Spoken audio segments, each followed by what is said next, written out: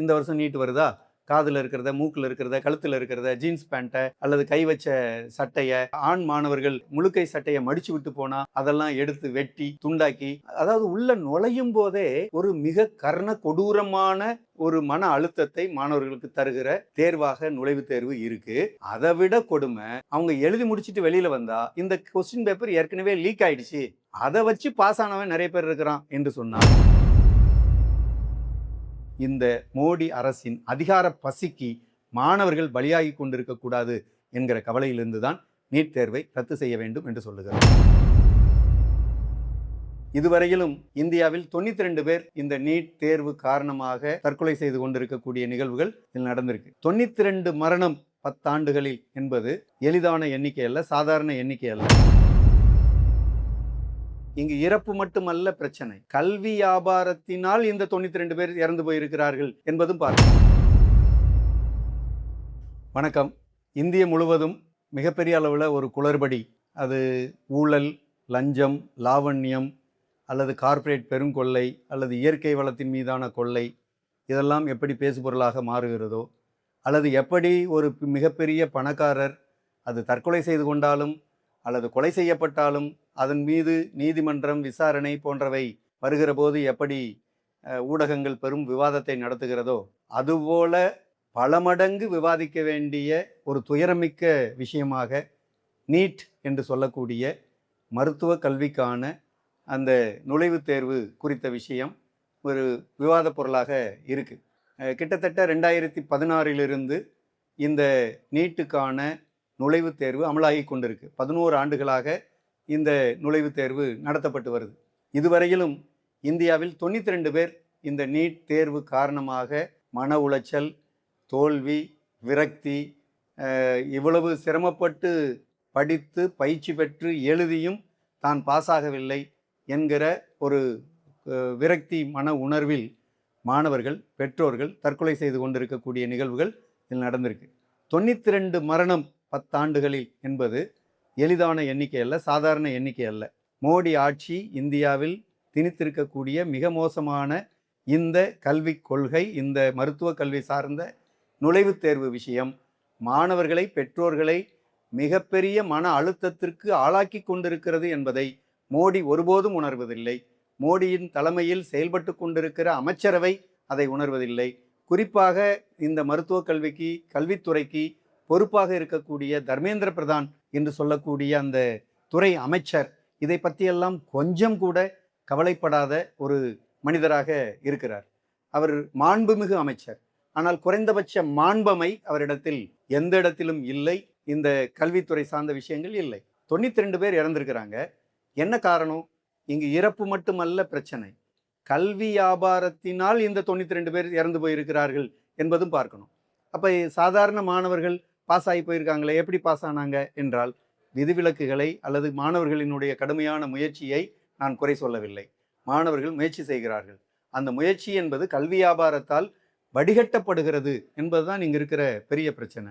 அதை விட மிகப்பெரிய பிரச்சனை, இந்த காலத்தில் இந்த 11 ஆண்டு கால நீட் நுழைவுத் தேர்வில் எத்தனை மாணவர்கள் பின்தங்கிய சமூக பின்புலத்திலிருந்து வந்திருக்கக்கூடிய மாணவர்கள் இதில் தேர்ச்சி பெற்றிருக்கிறார்கள் என்று பார்த்தால், கடந்த காலத்தை விட தமிழ்நாட்டினுடைய புள்ளி விவரத்தில் கடந்த 2016க்கு முன்னாடி பாஸான மாணவருடைய எண்ணிக்கையோடு ஒப்பிட்டால் இந்த 11 ஆண்டுகளில் கிடைத்திருக்கக்கூடிய தேர்ச்சி விகிதம் சாதாரண ஏழை நடுத்தர மாணவர்கள் எண்ணிக்கையில் குறைவாக தான் இருக்கிறது. எனவே தான் இந்த நீட் தேர்வு பணக்காரர்களுக்கானது, வசதியானவர்களுக்கானது, பணம் இருப்பவர்களுக்கானது என்பதை நாம் சொல்லுகிறோம்.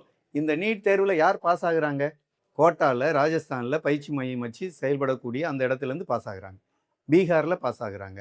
வேறு எங்கெல்லாம் இந்த நிபுணர்கள் வேறு முக்கியத்துவம் வாய்ந்த பயிற்சி மையங்களை நடத்துகிறாங்களோ அங்கே பாஸ் ஆகுறாங்க.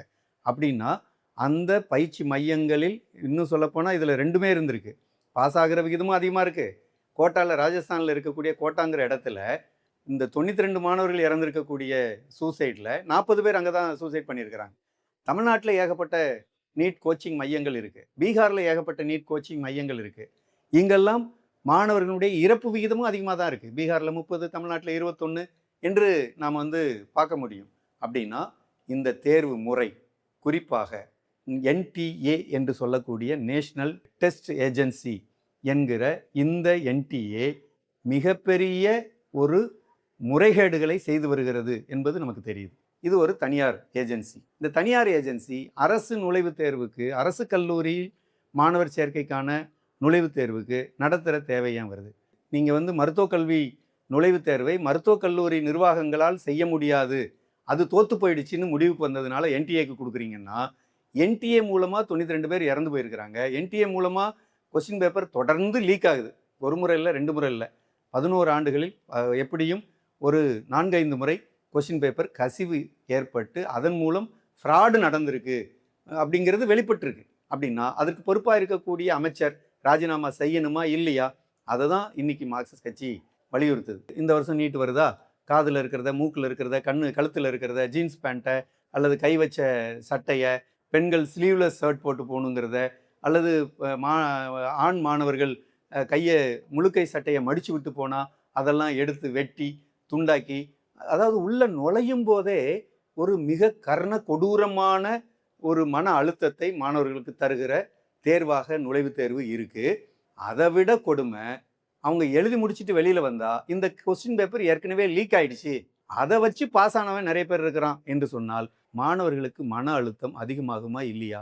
அப்போ இந்த நீட் நுழைவுத் தேர்வு, இதை நடத்தக்கூடிய என்டிஏ என்று சொல்லக்கூடிய தேசிய தேர்வு முகமை மிகப்பெரிய அளவில் ஒரு தவறை செய்து கொண்டிருக்கிறது, முறைகேடை செய்து கொண்டிருக்கிறது.